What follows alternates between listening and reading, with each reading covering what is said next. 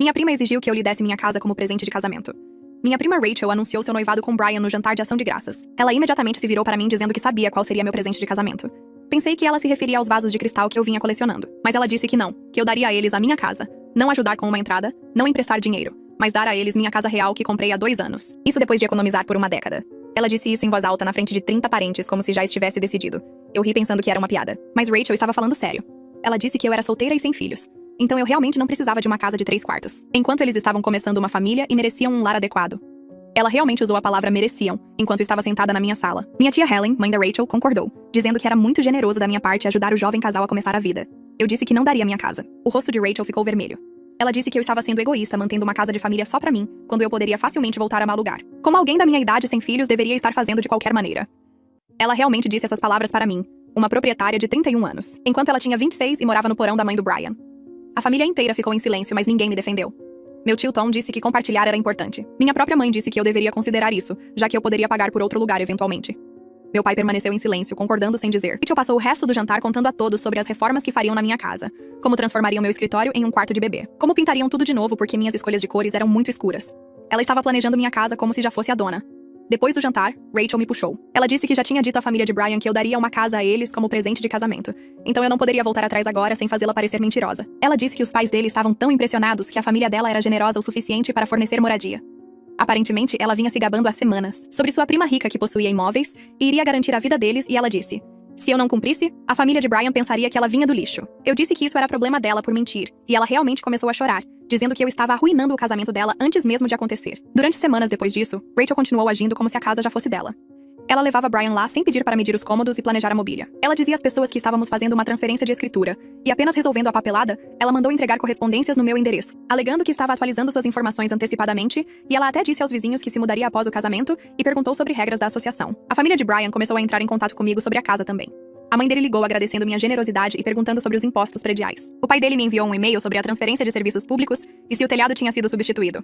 Todos discutiam minha propriedade como negócio fechado. Eu tinha convencido a todos de que eu concordaria com esse plano insano. O ponto de ruptura foi quando Rachel me enviou uma corretora para a transferência. A corretora, Diana, me ligou confusa porque Rachel tinha dito que eu queria doar minha casa, mas não tinha fornecido nenhuma documentação provando que eu concordava. Diana disse que precisava ver a escritura e meu consentimento por escrito antes de prosseguir. Isso me deu uma ideia. Eu disse a Diana que levaria tudo para a festa. Rachel tinha convidado ambas as famílias para planejar o casamento e discutir a transferência da casa. Ela transformou isso em um grande evento na casa dos pais de Brian. Com buffet e tudo. Eu apareci com uma pasta parecendo oficial, e Rachel praticamente brilhou, pensando que eu tinha trazido a escritura. Os pais de Brian me agradeceram repetidamente por dar ao filho deles um começo de vida tão bom. A avó dele me abraçou, dizendo: nem muitas pessoas são tão generosas. Seus irmãos continuaram perguntando sobre quartos vagos e se o porão estava acabado. Rachel claramente tinha prometido espaço na minha casa para todos eles. Quando todos estavam reunidos, Rachel me pediu para apresentar a papelada. Eu tirei a escritura e mostrei para a Diana. Diana leu e pareceu confusa. Levantando os olhos da escritura, Diana olhou para mim com uma pergunta no rosto e disse que não via nenhum documento de transferência ou papelada de doação. O sorriso de Rachel congelou em seu rosto enquanto Brian se inclinou para ver melhor o que Diana estava segurando. Peguei a escritura de volta da mão de Diana. Expliquei calmamente que aquela era a escritura da minha propriedade mostrando a propriedade exclusiva em meu nome, sem coproprietários ou transferências, e sem indicação de que eu jamais concordara em doar aquela casa a alguém.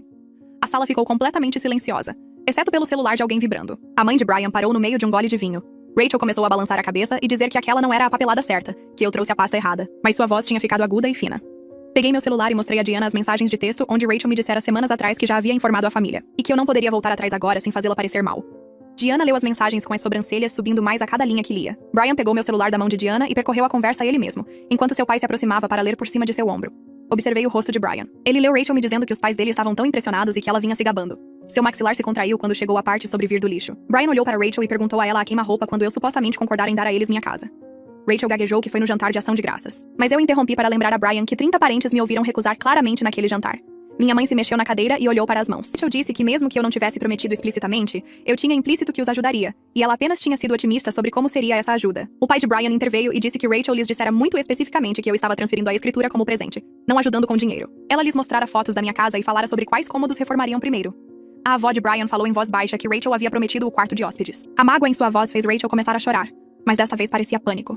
Brian levantou-se e pediu a Rachel para sair com ele, mas ela recusou-se a mover. Ela disse que se pudéssemos todos nos acalmar e discutir isso razoavelmente, veríamos que era um mal-entendido exagerado.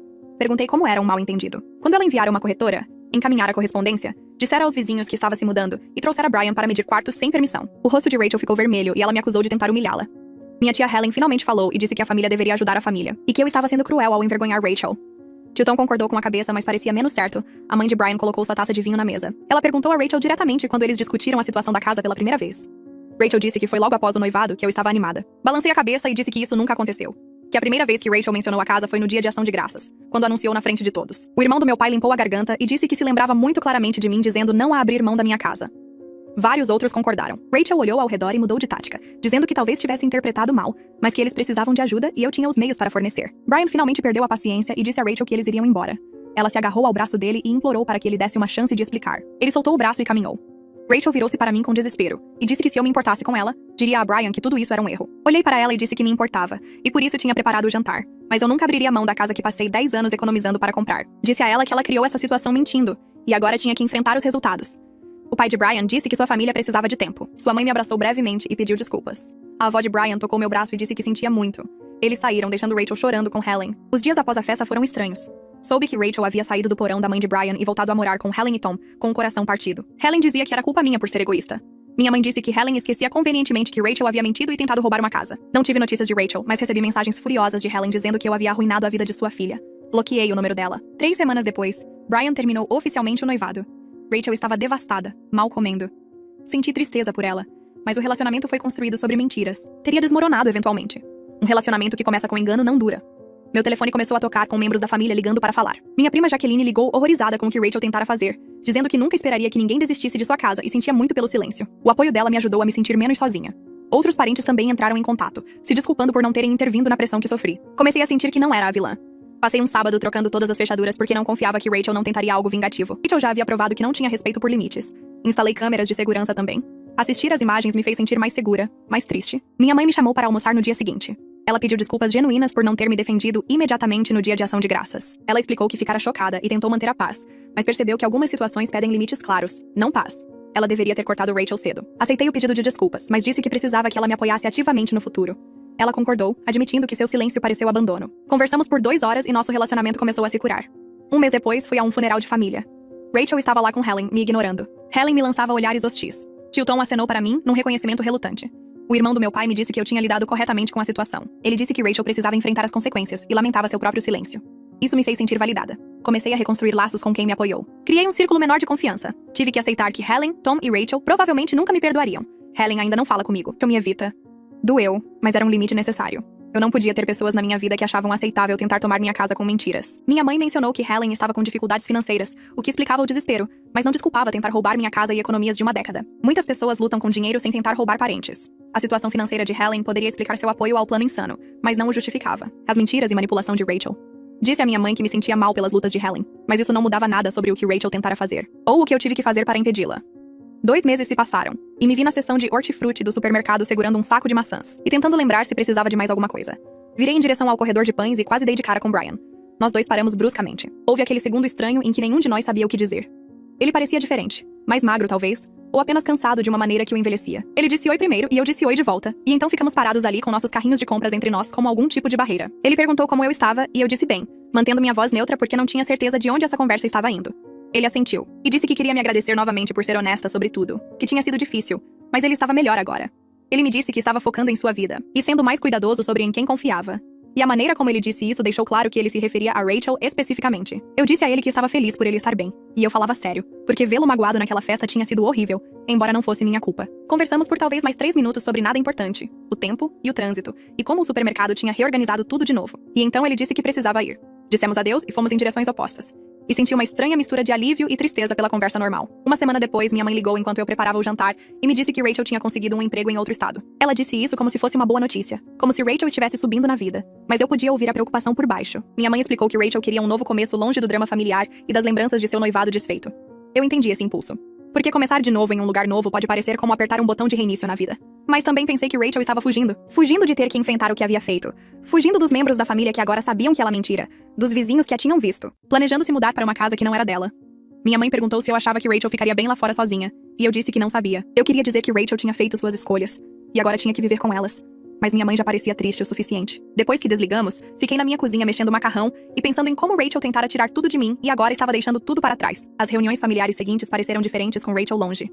Havia menos tensão na sala, menos preocupação de que alguém dissesse a coisa errada. Mas Helen ainda não olhava pra mim quando estávamos no mesmo espaço. Na festa de formatura da minha prima, Helen ficou do lado oposto do quintal, conversando com outros parentes, mas deliberadamente me ignorando sempre que eu chegava perto. Minha mãe mencionou mais tarde que Helen me culpava por Rachel se mudar para tão longe e ficar isolada da família. Isso me frustrou porque Rachel havia se isolado através de suas próprias escolhas, mentindo, manipulando e recusando-se a assumir a responsabilidade. Helen agia como se eu tivesse pessoalmente expulsado Rachel do estado, quando na verdade Rachel se expulsou para evitar enfrentar o que havia feito. Minha mãe tentou ser pacificadora, sugerindo que o tempo ajudasse, mas eu não estava contando com isso. 3 semanas depois, fui a uma festa de aniversário de família para um dos meus primos mais novos. A festa foi em um parque com mesas de piquenique e cheguei cedo para ajudar. À medida que mais parentes chegavam, notei algo estranho. As pessoas que me pressionaram sobre compartilhar minha casa, que disseram que a família deveria ajudar uns aos outros, estavam subitamente muito quietas. Ninguém perguntou sobre minha situação de moradia ou fez comentários sobre meus 3 quartos.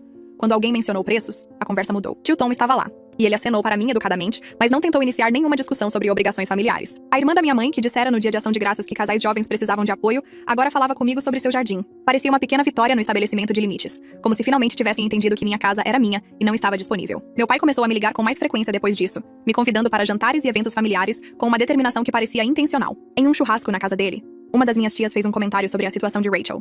Algo sobre como brigas de família eram lamentáveis. Meu pai a cortou imediatamente e disse que a situação estava resolvida e não estávamos mais discutindo isso.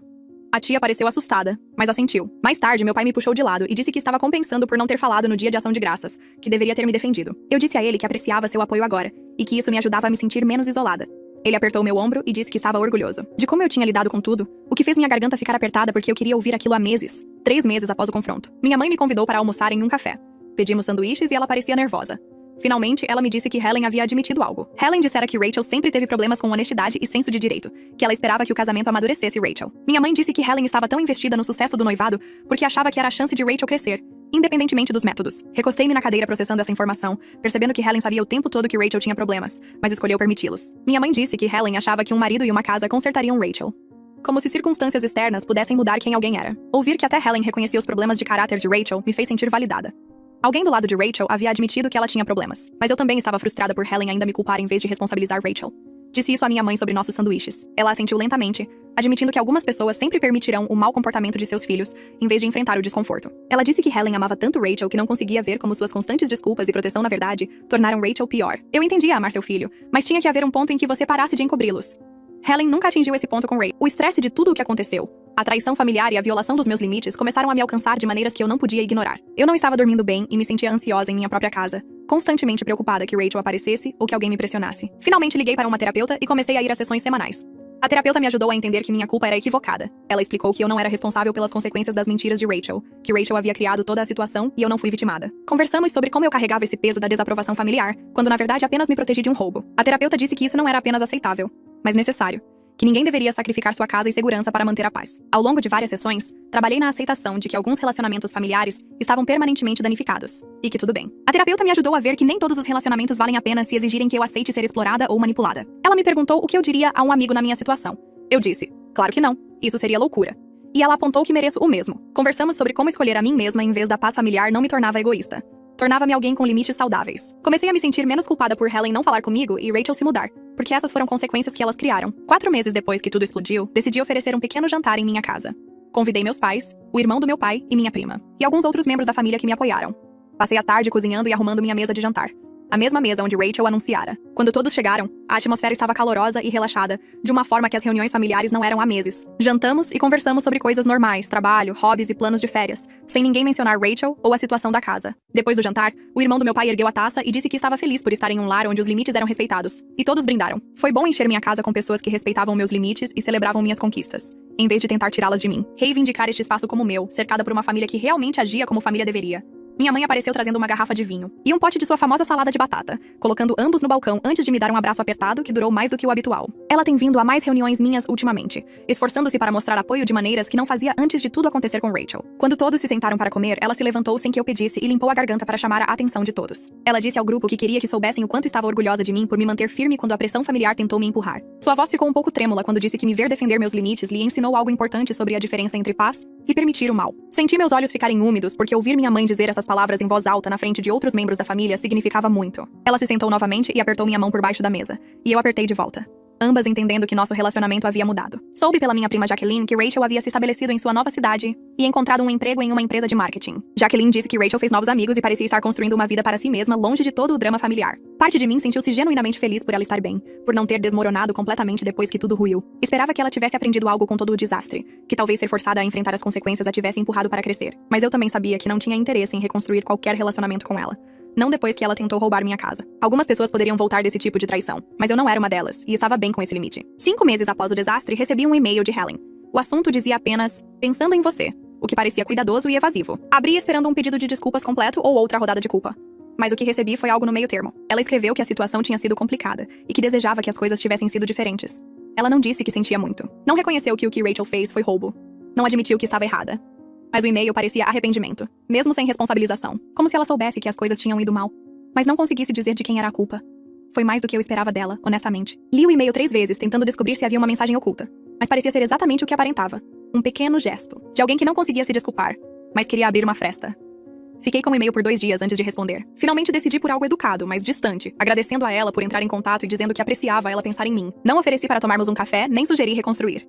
Mantive minha resposta curta e cordial. O tipo de coisa para um conhecido distante. Alguns relacionamentos poderiam existir em um estado civilizado, mas distante. E isso parecia apropriado para mim e Helen, visto que ela nunca reconheceu o erro. Cliquei em enviar e me senti bem com isso, nem culpada nem com raiva, apenas neutra. Quando meus pais ligaram para me convidar para o jantar de ação de graças, perguntei diretamente se Rachel, Helen e o tio Tom estariam lá. Minha mãe não hesitou nem tentou fugir da pergunta. Ela me disse que teriam celebrações separadas este ano para evitar tensão. Ela e meu pai receberiam um grupo enquanto Helen receberia outro. Ela disse isso honestamente e não tentou me fazer sentir mal pela divisão. Não sugeriu que eu deveria apenas superar isso. Agradeci a ela por ser franca e por estar disposta a acomodar as necessidades de todos. Foi bom ter uma mãe que respeitava meus limites o suficiente para criar espaço para eles, em vez de esperar que eu me diminuísse. O dia de ação de graças na casa dos meus pais foi relaxante de uma maneira que as reuniões familiares não eram há meses. As pessoas lá eram as que me apoiaram desde o início ou que acabaram entendendo. Ninguém mencionou Rachel ou todo o desastre. Ninguém fez comentários indiretos sobre a união. Vários parentes perguntaram sobre minha casa e elogiaram as melhorias que eu estava fazendo, tratando-a como obviamente minha, sem questionamento. O irmão do meu pai falou sobre o novo deck que construí no meu quintal. Minha prima perguntou sobre a reforma da cozinha. E todos agiram como se ser dona da minha casa fosse normal e merecido, não motivo de culpa. Comemos peru, contamos histórias, rimos de velhas piadas e foi genuinamente bom estar lá. Sentada à mesa, percebi que algo havia mudado. Parei de me sentir culpada pelo noivado desfeito de Rachel. As pessoas que importavam ou ficaram ao meu lado, ou acabaram vendo claramente. Aqueles que não o fizeram não eram relacionamentos que valessem a pena manter ao custo do meu autorrespeito e segurança financeira. Passei meses carregando esse peso de me perguntar se fiz a coisa certa. Mas sentada ali, senti-me completamente certa de que fiz a única escolha. 6 meses após o confronto, minha chefe me chamou e disse que eu estava sendo promovida a gerente sênior com um aumento significativo. Eu estava trabalhando para essa promoção há mais de 1 ano. Fazer horas extras e ver isso acontecer pareceu uma validação de que minha vida prosperava, mesmo enquanto minha vida familiar tinha sido um desastre. Celebrei iniciando as reformas no meu escritório em casa. O quarto que Rachel queria. Contratei um empreiteiro para construir estantes. Comprei uma mesa nova e pintei as paredes de um azul profundo que eu sempre quis. Toda vez que entrava naquela sala e via meus livros e meu material de trabalho, sentia-me poderosa de uma maneira que não tinha a ver com ninguém. Eu havia reconquistado aquele espaço para meus próprios objetivos e minha própria vida, transformando o que Rachel tentou tomar em algo meu. Minha mãe veio ver a reforma e andou pela sala, tocando as estantes. Ela ficou na porta apenas olhando para tudo antes de mencionar que Helen havia perguntado como eu estava, o que poderia ser um pequeno passo em direção a uma reconciliação. Disse a minha mãe que estava aberta a relações civis com Helen, mas não fingiria que a situação da casa não revelara uma grave disfunção familiar da qual Helen participara. Disse que poderia ser educada em eventos familiares e trocar e-mails ocasionais, mas não estava interessada em fingir que éramos próximas, ou que o que aconteceu foi apenas um mal-entendido que todos poderiam superar. Minha mãe assentiu e disse que entendia, que diria a Helen que eu estava bem e deixaria por isso mesmo. Comparecia a um casamento na família de uma prima diferente, uma das mais novas do lado do meu pai que acabara de se formar na faculdade. Rachel não estava lá, o que não me surpreendeu, já que ela havia se mudado, e provavelmente não voltaria para eventos familiares tão cedo. Mas Helen estava lá com o tio Tom, em uma mesa perto do fundo do salão de recepção. Fizemos contato visual quando entrei e caminhei até a mesa deles para dizer olá. Porque ignorá-los teria sido estranho e óbvio. Helen levantou-se e trocamos cumprimentos educados. Fizemos perguntas básicas sobre como cada um estava e não mencionamos nada sobre Rachel, casas ou o desastre que dividiu nossa família. Pareceu a quantidade certa de contato, civilizada, mas distante, reconhecendo a existência uma da outra sem fingir proximidade. O tio Tom, na verdade, elogiou meu vestido, dizendo que a cor ficava bem em mim, o que pode ter sido a maneira dele de estender uma bandeira branca, sem ter que se desculpar diretamente por me pressionar a abrir mão da minha casa. Agradeci e segui em frente para encontrar minha mesa, sentindo-me bem com a breve interação. Nem chateada, nem particularmente calorosa. Minha prima Emma, que tem 23 anos e acabou de começar seu primeiro emprego real, me encontrou perto da mesa de sobremesas. Ela perguntou se eu tinha algum conselho sobre economizar para uma casa, porque queria começar cedo como eu fiz. Disse a ela para abrir uma conta poupança separada que ela nunca tocasse e automatizar. Transferências de cada contra-cheque para que ela nem visse o dinheiro. A amiga dela, Sarah, juntou-se a nós e perguntou sobre entradas e custos de fechamento, tratando-me como alguém que descobrira algo importante, em vez de alguém que deveria ter dado tudo. Passei 20 minutos explicando sobre taxas de juros, impostos e custos de inspeção, sentindo-me útil de uma maneira que não tinha a ver com sacrifício. Emma disse que queria ter algo próprio antes dos 30 anos, que me ver manter minha casa mostrou a ela que era possível se defender, mesmo quando todos te pressionam a fazer outra coisa. Sarah concordou e disse que seus pais viviam dizendo para ela apenas alugar, porque comprar era muito difícil, mas me ver a fez pensar diferente. Percebi que os primos mais novos não estavam me vendo como egoísta. Eles viam meus limites como força, como prova de que você poderia proteger o que conquistou sem pedir desculpas. Mais 2 primos vieram fazer perguntas sobre pré-aprovação de hipoteca. E me senti genuinamente feliz compartilhando o que aprendi, em vez de defender meu direito de mantê-lo. Meu pai me encontrou sozinha perto do estacionamento depois que a maioria tinha ido embora. Ele colocou a mão no meu ombro e disse que estava orgulhoso de como lidei com tudo com Rachel e a casa. Sua voz estava baixa, mais firme, quando me disse que enfrentar a pressão familiar foi mais corajoso do que qualquer coisa que ele conseguiu na minha idade. Ele admitiu que deveria ter falado no dia de ação de graças em vez de ficar em silêncio, que seu silêncio tornou as coisas mais difíceis. Para mim, quando precisei de apoio. Senti minha garganta ficar apertada porque o respeito dele significava tudo para mim, mais do que eu percebera até ele dizer em voz alta. Ele explicou que me ver recusar a recuar ensinou a ele algo sobre a diferença entre manter a paz e permitir mau comportamento. Meu pai disse que passou muitos anos evitando conflitos ficando quieto, deixando outras pessoas ultrapassarem limites porque falar parecia desconfortável. Ele me disse que ganhar seu apoio aberto valia o caos. Preferia ter um relacionamento honesto comigo do que um relacionamento falso e pacífico construído sobre o meu sacrifício. Ficamos lá por alguns minutos, sem dizer nada, apenas estando bem um com o outro de uma maneira que não estávamos desde o início. Quando voltamos para o salão, senti-me mais leve sabendo que meu pai finalmente entendia por que eu não poderia abrir mão da minha casa, apenas para deixar outras pessoas confortáveis. 7 meses após o confronto na festa, acordei em minha casa em uma manhã de sábado, sentindo-me completamente em paz. O drama havia desaparecido em algo que aconteceu, em vez de algo que ainda estava acontecendo. Minha vida havia se estabelecido em uma rotina que parecia certa. Mantive relacionamentos com membros da família que respeitavam limites. Pessoas como meu pai e minha prima Emma, que entendiam que se proteger não era egoísmo. Estabeleci distância da tia Helen e tio Tom, vendo-os em grandes eventos familiares, mas não fingindo que éramos próximos ou que tudo estava bem entre nós. Rachel ainda vivia em outro estado, e eu ouvia atualizações através da minha mãe às vezes, mas não pedia detalhes. Aprendi que me proteger não era algo para se sentir culpada, que escolher meu próprio bem-estar em vez da pressão familiar. Era, na verdade, a coisa mais saudável que eu poderia ter feito. Alguns relacionamentos foram danificados permanentemente e tudo bem, porque mantê-los exigiria que eu aceitasse ser explorada. Fiz café na minha cozinha, a mesma cozinha que Rachel tentara reivindicar. Senti-me grata por cada decisão que me levou a ainda estar aqui. A casa estava quieta e completamente minha, cheia dos meus móveis, das minhas escolhas e da minha vida que construí sem a permissão de ninguém. Sentei-me no meu escritório reformado com meu laptop, pronta para trabalhar em um projeto com o qual realmente me importava. As estantes personalizadas seguravam meus livros. A mesa sob a janela estava coberta com meus materiais, e as paredes azuis profundas refletiam a luz de uma maneira que me deixava feliz. Este era o quarto que Rachel queria transformar em um berçário para filhos que ela nem tinha.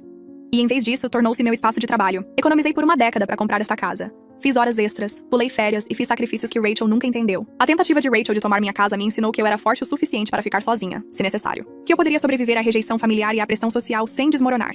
Mas eu estava grata por não ter que ficar sozinha. Que as pessoas que realmente importavam ficaram comigo quando valeu a pena. Meu pai me apoiou. Minha mãe acabou entendendo. E a prima mais nova me viu como alguém com quem valia a pena aprender, em vez de alguém que deveria compartilhar tudo. Senti-me genuinamente feliz e segura sentada em minha casa, trabalhando em algo que amava, vivendo uma vida que escolhi e defendi. A luta para manter meu lar me mostrou quem eu realmente era. Alguém que não se sacrificaria apenas para manter outras pessoas confortáveis. E eu gostava dessa pessoa.